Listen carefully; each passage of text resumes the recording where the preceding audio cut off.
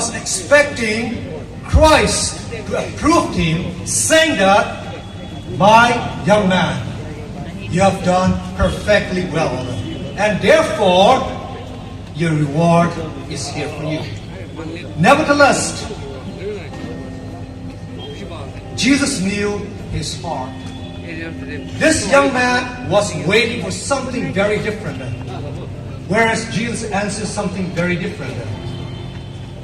And he told him from the Decalogues, from the Old Testament, things that you love so much, things that is so dearly close to you, I want you to give that, and in return, take my salvation, take eternal life.